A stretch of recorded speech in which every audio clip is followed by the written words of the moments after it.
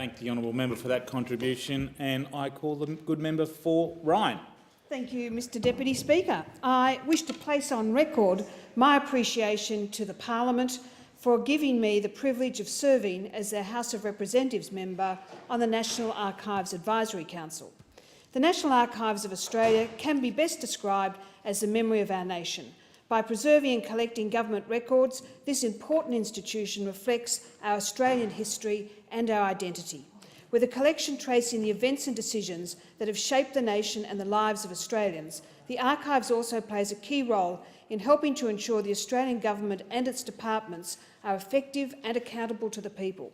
I'd like to start by congratulating Mr David Fricker for his well-deserved reappointment as Director-General for National Archives of Australia.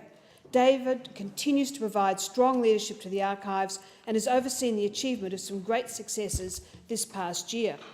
Under the direction of Mr Fricker, the Archives has again achieved high scores against their key performance indicators.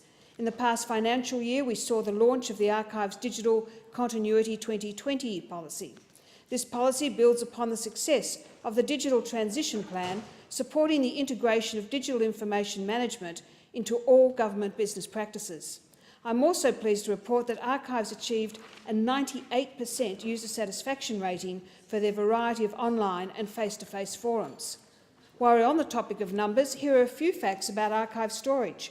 As at the end of June 2016, there were 353.6 shelf kilometres of paper and analogue records held, along with more than 700 terabytes of digital records. To put 700 terabytes into perspective, if the average high-definition movie is approximately 5 gigabytes, then Archives digital records would equate to 140,000 high-definition movies. During this time, Archives' website received nearly 4.7 million visits and more than 36.1 million page views. Once again this year, the annual release of Cabinet records was a significant event for the Archives.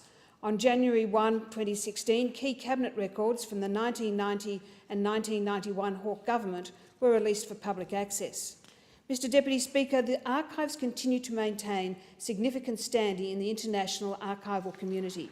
Senior conservators from Archives provided their expertise to the archival community in Fiji and Cuba this past year, assisting with the conservation of photographic prints, training and even the preservation of iron-galling documents dating back to the 1500s. Looking forward to the year ahead, Archives looks to redefine its role as a leader in shaping the digital future. A highlight of the year ahead will undoubtedly be the opening of the National Archives Preservation Facility in Canberra, now in the final stages of construction. I sincerely thank all the hard-working, dedicated team at the National Archives of Australia. I thank the honourable member